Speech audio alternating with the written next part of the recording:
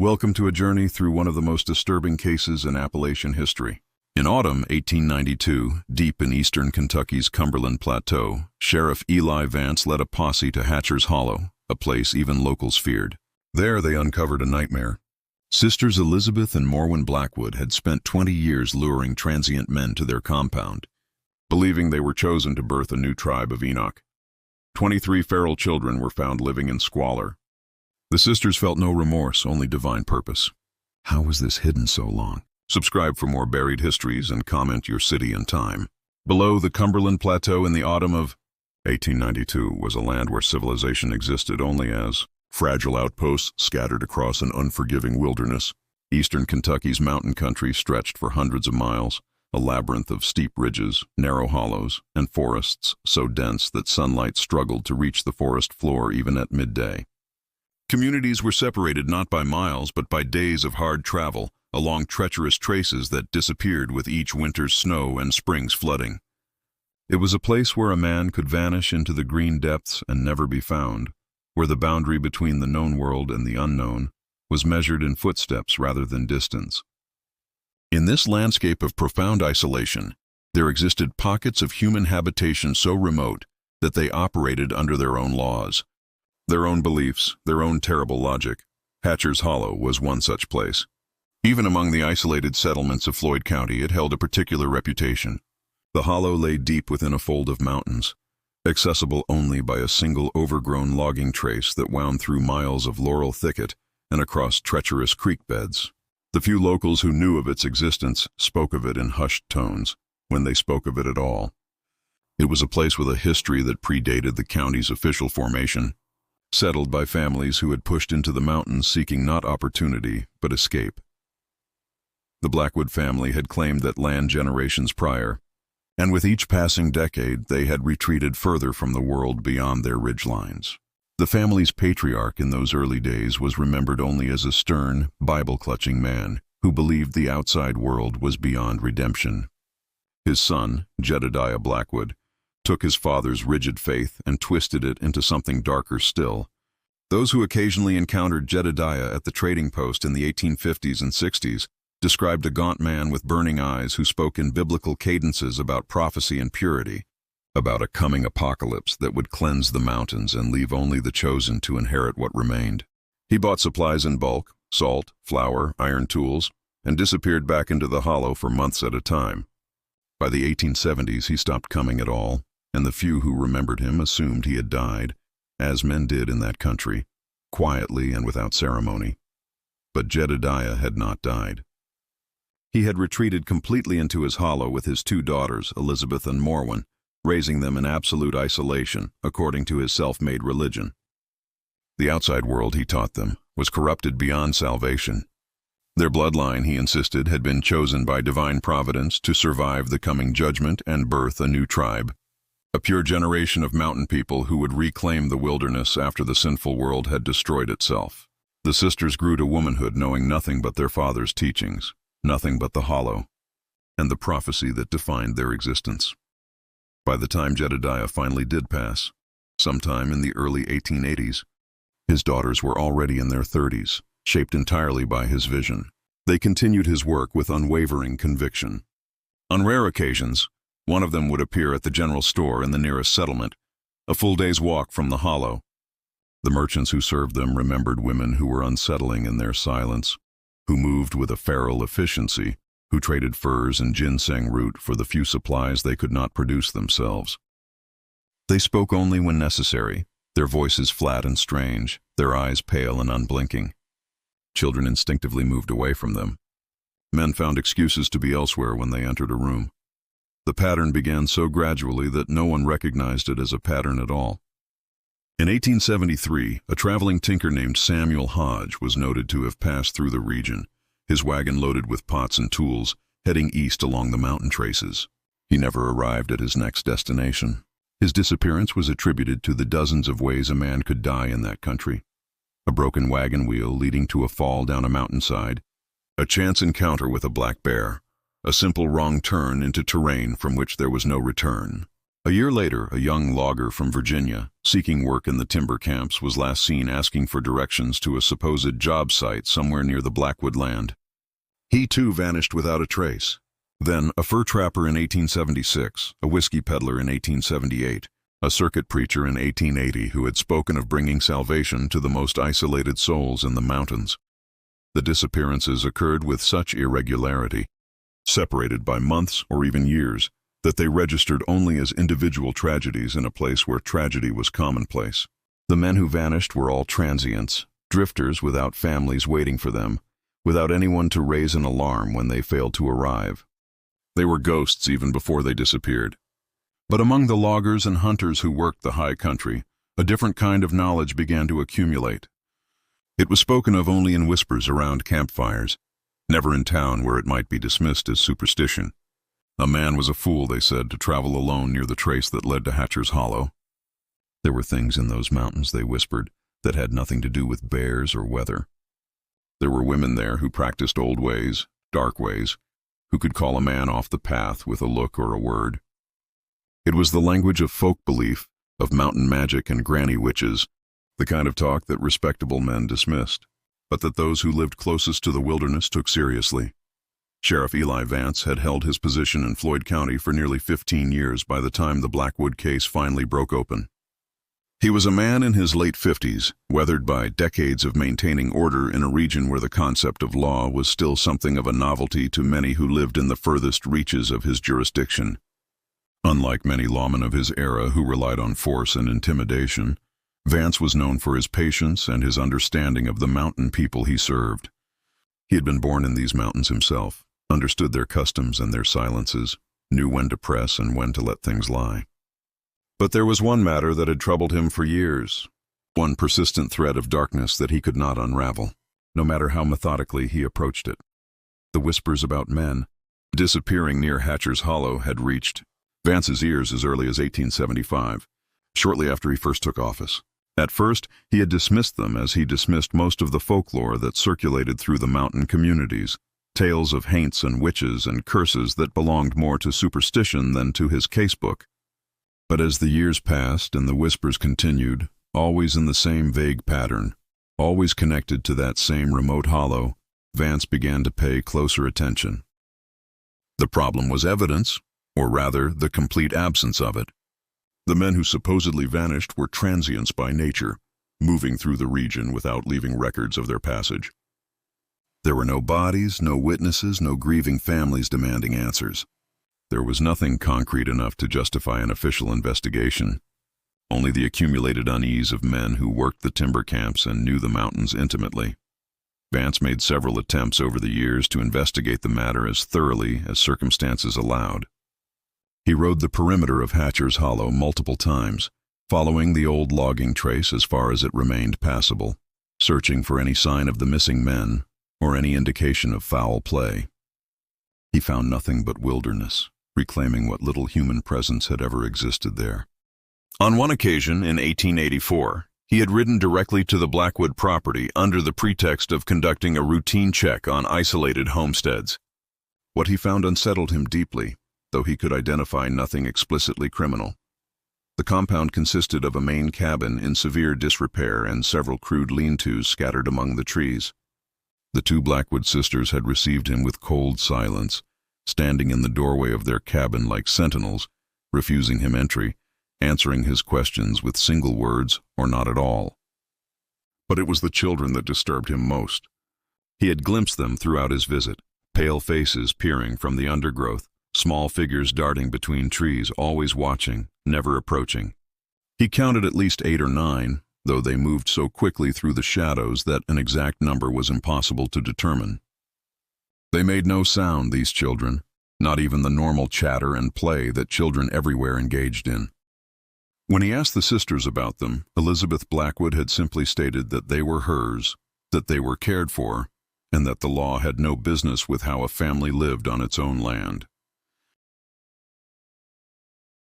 Vance had left the hollow that day with a profound sense of wrongness, but wrongness was not evidence.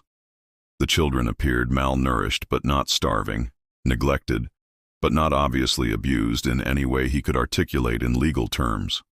The sisters were strange, certainly possibly dangerous, but strangeness was not a crime. He had no grounds for intervention, no justification for removing children from their mothers based solely on his instincts. The frustration of it ate at him. He was a man of law trying to impose order on a situation that existed in a space beyond law's reach, a world governed by its own incomprehensible rules. The community offered no help. When Vance attempted to gather information from the few locals who lived within a day's travel of the hollow, he was met with evasion and silence. The mountain people protected their own, even when their own were suspect, and they protected themselves from involvement in matters that might bring trouble to their doorsteps. More than that, there was genuine fear in their responses. The Blackwood sisters were not simply strange women living in isolation. They were regarded with a superstitious dread that ran deeper than rational concern. People spoke of them in the same breath as granny witches and root workers, practitioners of Appalachian folk magic that blended Christian prayer with older, darker practices inherited from Scottish and Irish ancestors. To cross such women, the locals believed, was to invite misfortune upon oneself and one's family. It was easier, safer to simply avoid Hatcher's Hollow entirely and let whatever happened there remain hidden. Years passed with Vance's investigation effectively frozen. The disappearances seemed to slow, or perhaps simply became less talked about as the 1880s progressed. The sheriff continued his duties, dealing with the more mundane crimes and disputes that filled his days, but the Blackwood matter remained an open wound in his sense of justice. He was aging, aware that he might never have the answers he sought, that some mysteries in this vast and unforgiving landscape would simply have to remain mysteries. And then, on a cold October afternoon in 1892, a young man stumbled into his office in a state of complete terror, and everything changed. The young man who appeared in Sheriff Vance's office that October afternoon was a surveyor from Lexington named Thomas Caldwell, employed by the railroad company to map potential routes through the Cumberland Plateau. He was educated, articulate, and possessed the kind of technical competence that came from formal schooling rather than hard experience. Those qualities had served him well in his profession, but had nearly cost him his life in the mountains. Caldwell had become separated from his surveying party 3 weeks prior, while mapping a particularly difficult section of terrain. Lost and disoriented in the maze of ridges and hollows, he had wandered for 2 days before stumbling upon what appeared to be salvation, a thin column of smoke rising from a hollow he had not known existed on any of his maps. What Caldwell told Sheriff Vance over the course of that afternoon, speaking in a voice that frequently broke with emotion, provided the first coherent testimony of what occurred within the Blackwood compound. He described approaching the clearing, and being met not with hostility, but with an unsettling hospitality. 2 gaunt women, both dressed in homespun clothing that seemed decades out of fashion, had invited him to rest and eat. He had been desperate enough, hungry enough to accept. The meal was simple but substantial, cornbread and wild game stew. The sisters spoke little, but their pale eyes never left him. It was only after he had eaten and began to feel an overwhelming drowsiness that he realized something was terribly wrong. The last thing he remembered clearly was attempting to stand and finding his legs would not support him. He awoke in darkness, bound hand and foot in what he eventually determined was a root cellar beneath the main cabin. For a week, Caldwell remained captive in that underground space. The sisters brought him food and water twice daily, always speaking to him in a strange, almost ritualistic manner that he could not fully comprehend. They told him he had been chosen, that he would serve a holy purpose, that his seed would help birth the new tribe that would inherit the mountains. The horror of understanding what they intended came slowly to him in that darkness. He heard children's voices above him constantly, speaking in a dialect he could barely recognize as English. He heard the sisters moving about their daily routines with a methodical efficiency that suggested this was far from the first time they had kept a man in that cellar. On the 7th night of his captivity, Caldwell managed to work his hands free of the rope that bound them. The sisters had grown complacent, perhaps assuming he had accepted his fate as others before him had. When Morwen Blackwood descended the ladder to bring his evening meal, he attacked her with a desperation born of absolute terror, knocking her unconscious and fleeing into the night. He ran blindly through the dense forest, pursued by sounds that he could not identify, whether human or animal, whether real or imagined by his traumatized mind. He ran until exhaustion and blood loss from cuts sustained in his flight finally forced him to collapse. By fortune or providence, he had stumbled onto a legitimate logging trace and was found the next morning by a timber crew who brought him to the nearest settlement. Sheriff Vance listened to Caldwell's testimony with the careful attention of a man who had waited years for exactly this kind of witness. Unlike the vague rumors and second-hand tales that had frustrated his investigation for so long, Caldwell could provide specific details, could describe the layout of the compound, could testify to criminal acts under oath. More importantly, he was a respectable professional from outside the region, someone whose word would carry weight with prosecutors and judges in a way that the testimony of superstitious mountain folk never would. Vance knew he finally had the evidence needed to act, but he also knew that entering Hatcher's Hollow would be dangerous. The Blackwood sisters had operated with impunity for decades in a place they knew intimately, and they had raised an unknown number of children who would likely defend them. Vance spent 3 days organizing a posse, carefully selecting men he trusted to maintain discipline and restraint. He knew that whatever they found in that hollow, it would need to be documented properly, handled according to law rather than frontier justice. On the morning of October 23, 1892, Vance led 8 men into the mountains, guided by Thomas Caldwell, who had agreed to return despite his terror. The surveyor's maps helped them navigate terrain that would have otherwise consumed days of searching. As they approached the hollow, following the overgrown trace that seemed to exist in defiance of nature's reclamation, an unnatural silence settled over the forest. The normal sounds of birds and small animals faded away. The men in the posse, all experienced woodsmen, recognized this silence as a warning sign. They were being watched. The first sign that they were close came not from sight, but from smell. The acrid smoke of a peat fire mixed with something else, something organic and foul that spoke of poor sanitation and too many bodies in too small a space. Then they saw the crude symbols carved into trees along the path, marks that resembled no language any of them recognized. Small snares hung from low branches, designed to catch rabbits and squirrels, but also positioned at a height that suggested they might serve as tripwires or alarms. The children were alerting their mothers to the intrusion. Vance ordered his men to proceed slowly, weapons ready but not raised, trying to project authority rather than aggression.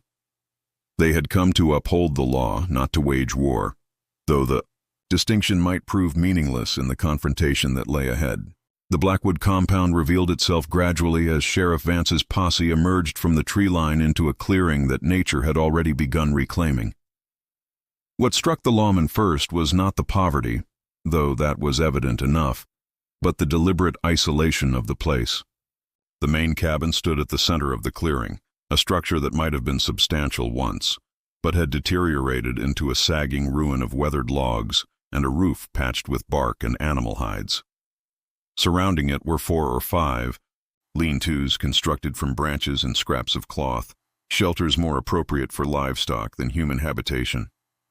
A thin stream of smoke rose from a hole in the cabin's roof, and the smell that had warned them of their approach grew stronger here. Unwashed bodies, rotting food scraps, human waste inadequately disposed of. This was not simply poverty. This was a family living at the very edge of human existence. The sisters emerged from the cabin before Vance could announce himself.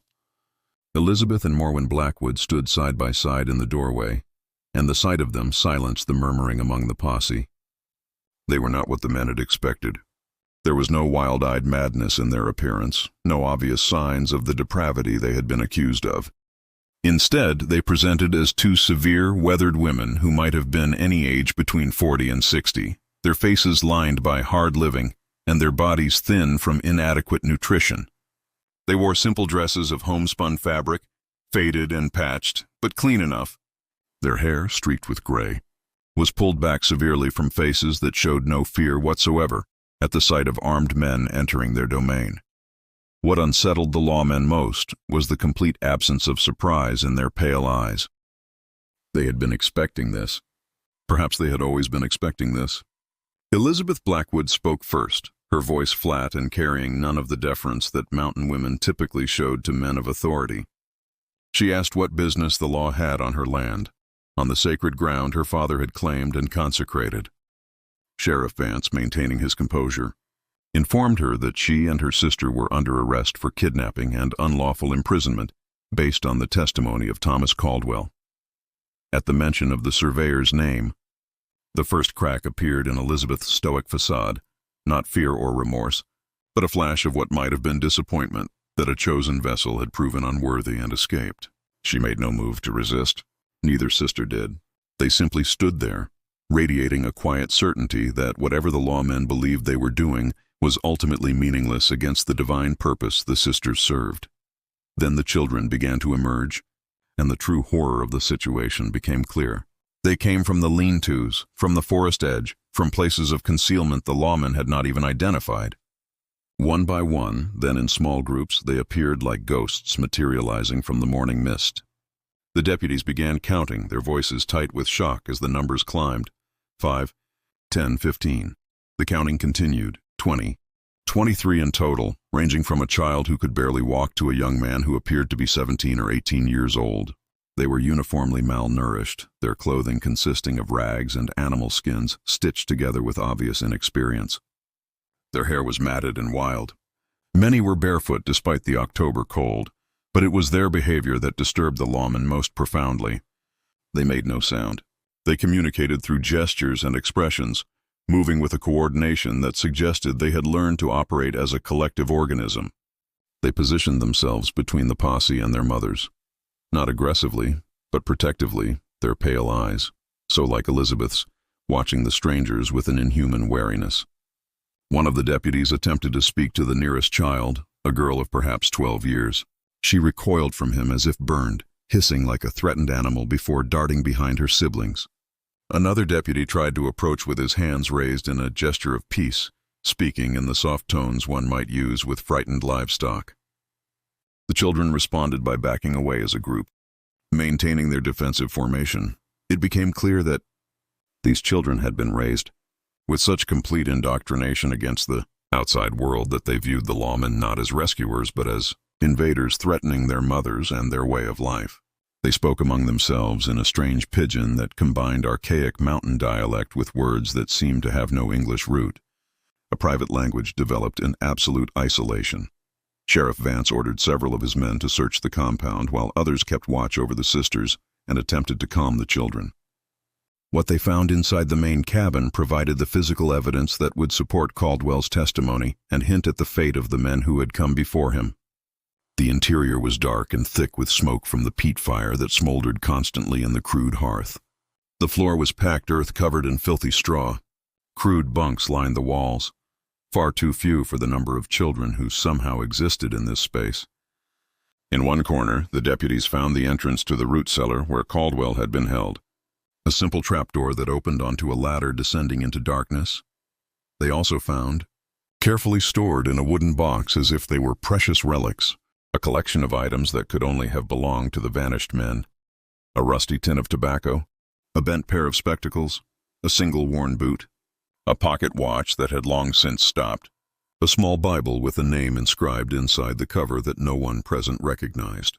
These pathetic remnants were all that remained of men whose bones likely lay scattered somewhere in the vast forest surrounding Hatcher's Hollow, their final resting places known only to the sisters and perhaps to the older children who had been taught to help dispose of the evidence. The trial of Elizabeth and Morwen Blackwood in the winter of 1892 became a spectacle that drew journalists from as far away as Louisville and Cincinnati. The courtroom in Prestonsburg was packed beyond capacity, with curious spectators who had traveled through winter weather to witness what newspapers were calling the most disturbing case in Kentucky's history. But those who came expecting theatrical displays of madness or remorse were disappointed. The sisters sat together at the defense table with the same stoic composure they had shown when Sheriff Vance first arrested them, their faces betraying no emotion as witness after witness testified to the conditions found in Hatcher's Hollow and the suffering of the children who had been taken into state custody. Thomas Caldwell's testimony was methodical and devastating. He described his captivity in clinical detail: the drugged meal, the weeks spent bound in the root cellar, the sisters' ritualistic language about chosen vessels and holy purpose. The defense attorney, a young man appointed by the court who seemed overwhelmed by the magnitude of his task, attempted to discredit Caldwell by suggesting he had misunderstood the sisters' intentions or that his ordeal had distorted his perceptions. But Caldwell remained steady under cross-examination, his educated bearing and evident trauma lending credibility to every word. The physical evidence recovered from the compound, the items belonging to vanished men, the restraints found in the cellar, the deplorable conditions documented by the deputies, corroborated his account in ways that could not be explained away. Yet, the most chilling testimony came not from the prosecution's witnesses, but from Elizabeth Blackwood herself. Against her attorney's advice, she insisted on taking the stand to explain what she and her sister had done and why. What followed was a window into a worldview so completely detached from shared reality that many in the courtroom struggled to comprehend what they were hearing. Elizabeth spoke in a calm, matter-of-fact tone about her father's prophecy, about how Jedediah Blackwood had received divine revelation, that the corrupt world would soon destroy itself, and that only a pure bloodline living apart from civilization would survive to inherit the cleansed earth. She explained that she and Morwen had been chosen as the vessels through which this new tribe would be born, that it was their sacred duty to bear children who would be raised without the poison of modern society's influence. When the prosecutor asked her directly about the men who had disappeared, Elizabeth showed no evasion and no remorse.